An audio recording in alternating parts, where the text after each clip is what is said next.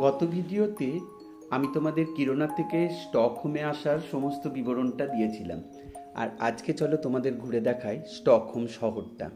আর আমরা আজকে ঘুরবো দুটো মিউজিয়াম, একটা ভাষা মিউজিয়াম আর একটা নোবেল প্রাইজ মিউজিয়াম। এই স্টকহোম শহরের আজকে আমরা যে দিকটা দিয়ে যাচ্ছি সেদিকটা পুরনো ওল্ড স্টকহোম, পুরনো ইউরোপীয় স্থাপত্য সমস্ত কিছু তোমরা দেখতে পাচ্ছ।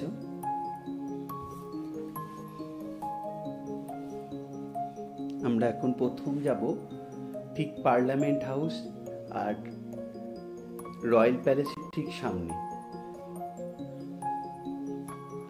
বৃষ্টি আমাদের সঙ্গ ছাড়েনি, বৃষ্টি ক্রমাগত হয়ে যাচ্ছে, সূর্যের আলো ওঠেনি, তাই ভিডিওগুলো খুব একটা ভালো পরিষ্কার আসেনি। তবে অপূর্ব সুন্দর প্রাণ চঞ্চল একটা শহর। আর স্টকহোমে 14টারও বেশি দ্বীপ আছে, আর প্রত্যেকটা দ্বীপকে মানে 57টার মতো সেতু দিয়ে একটার সঙ্গে আর একটা দ্বীপের কানেক্ট করা আছে। আমরা এসে পড়েছি একদম পার্লামেন্ট হাউসের ঠিক অপোজিটে, রয়্যাল প্যালেসের সামনে।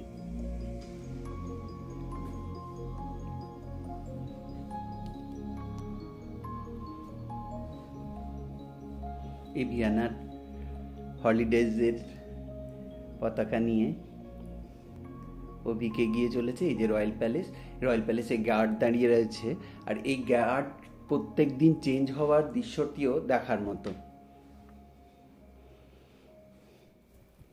আমরা এখন হাঁটছি স্টকহোমের, পুরনো স্টকহোমের রাস্তা দিয়ে, আর ঠিক আছি রয়্যাল প্যালেসের সামনে।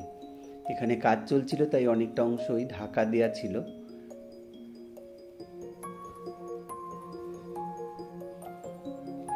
ইউরোপীয় স্থাপত্য,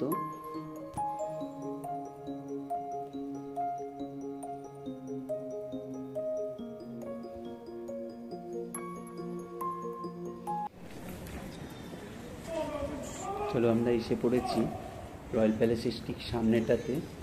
এখানে প্যারেড হচ্ছিল।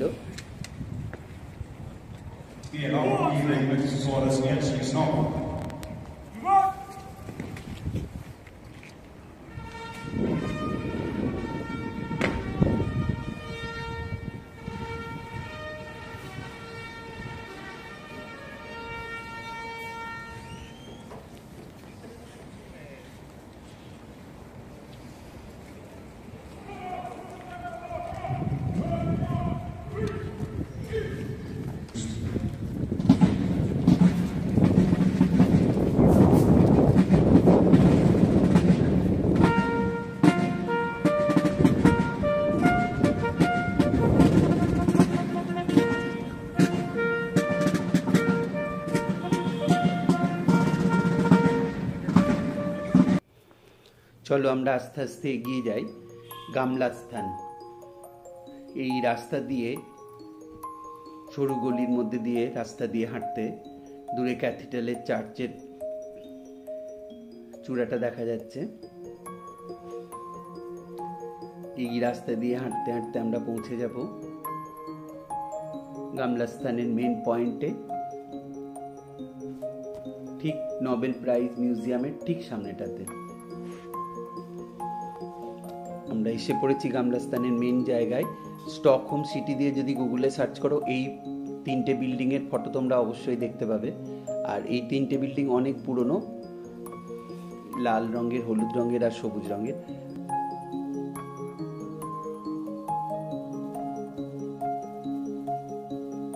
মিউজিয়ামের ঠিক সামনেটাতে।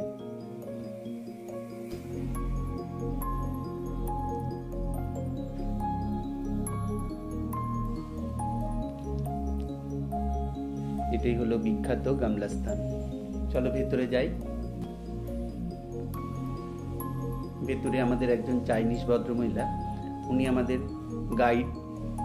উনি পুরো আমাদের স্টকহোম সিটিটা এবং দুটো মিউজিয়াম উনি ঘুরে দেখিয়েছিলেন। আমরা এখন ভেতরে আছি নোবেল প্রাইজ মিউজিয়ামের ভেতরে। এই সেই ভদ্রমহিলা, চাইনিজ ভদ্রমহিলা।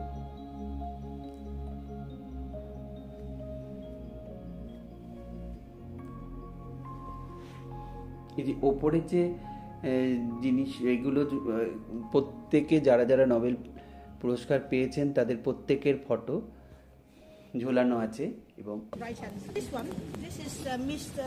Alfred Nobel, the gentleman that you are looking forward to see his information. Alfred is Swedish. He born in Stockholm in 1833. If you look at the figures here, you can see that.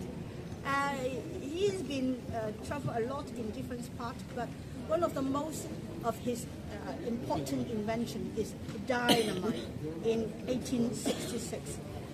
He never been married. He have no children at all. So the year before he died in 1895, he set up a pipe. Many others journalists is interview. So we look at about the Alfred Nobel's details first. Nobel when he was young, handsome, beautiful body. And then you can see his father is in the middle. His father is also a scientist, a very famous one, who's been working in Russia. And over here, যে বলেছিলাম না তোমাদের প্রত্যেকে যারা যারা Nobel পুরস্কার পেয়েছেন তাদের প্রত্যেকের ফটো এবং কি বিষয়ে তারা নোবেল পুরস্কার পেয়েছেন সেগুলো এরকম করে করে এক একটা করে ফটো আসছিল। পুরো মিউজিয়ামটা ঘুরে দেখতে আমাদের প্রায় 1 ঘন্টার মতো সময় লেগেছিল। চলো মিউজিয়াম দেখে বেরিয়ে পড়েছি আবার রাস্তায়। আমার আবার মিউজিয়ামের থেকেও এই রাস্তাঘাট প্রাকৃতিক সৌন্দর্য সেখানকার জীবনযাত্রা দেখতেই বেশি ভালো লাগে। এখন আমরা পুরো যে দিক দিয়ে যাচ্ছি সেটা পুরোটাই স্টকহোমের ওল্ড স্টকহোম এদিকটা, তাই পুরনো আর্কিটেকচার যে ইউরোপিয়ান স্থাপত্যগুলো দেখতে পাচ্ছ সবই পুরনো আন্দোলের। আবার তোমাদের নতুন মানে সিটি সেন্টারেও নিয়ে যাব। এরপরে আমরা এখন চলেছি ভাষা তোমার মিউজিয়ামে। চল আমরা এসে পড়েছি ভাষা মিউজিয়ামে ঠিক সামনে।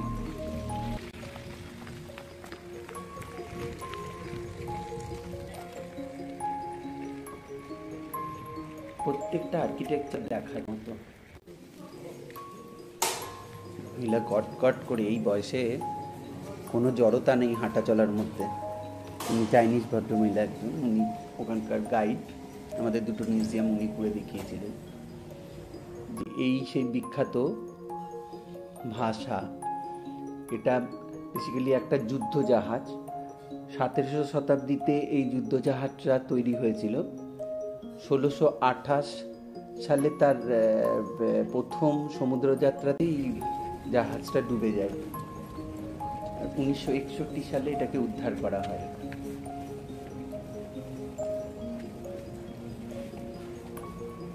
আমরা এখন ভাষা মিউজিয়ামে। এই যে জাহাজ, এই সেই বিখ্যাত যুদ্ধ জাহাজ। Bahasa Museum. Ladies and gentlemen, in front of you, this is the largest warship in the whole world, dating back to 17th century. The Vasa warship is ordered to build by a Swedish king. It's called Gustav Adolf II. He wanted to fight with his cousin Sigismund to make sure who is the king in Sweden at that time. At the same time, we built 4 of them.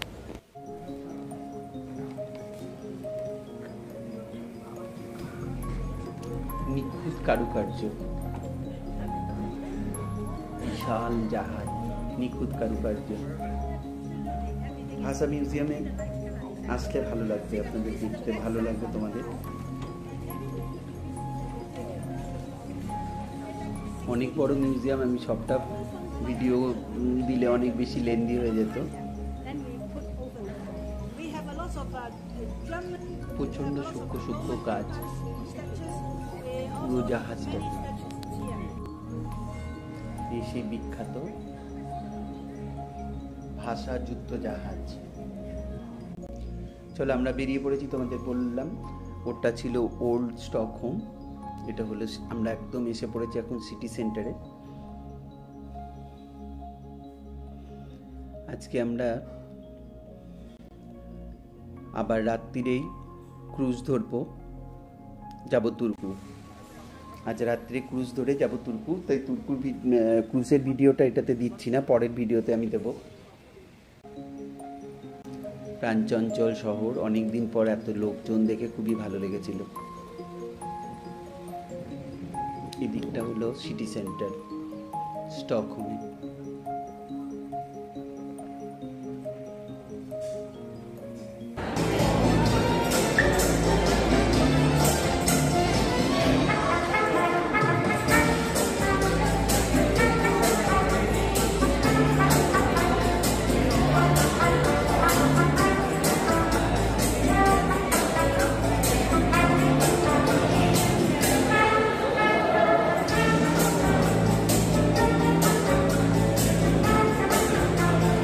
যেহেতু আমি একটু গান বাজনা পছন্দ করি, তাই যেখানেই একটু গান বাজনা দেখি থমকে দাঁড়িয়ে পড়ি। এখানে আমি, চুনু আন্টি, আঙ্কেল আর মা বেরিয়ে পড়েছিলাম। আর আঙ্কেল আমাদেরকে খুব ভালো ক্যাপাচিনো কফি খাইয়েছিল। এখানে যে আঙ্কেল খাইয়েছিল ক্যাপাচিনো কফি।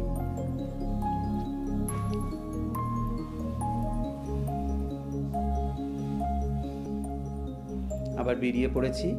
এখান থেকে বাস ধরে যেতে হবে আমাদেরকে পোর্টে। ওখান থেকে আমাদের ক্রুজ আছে আজকেই রাত্রে।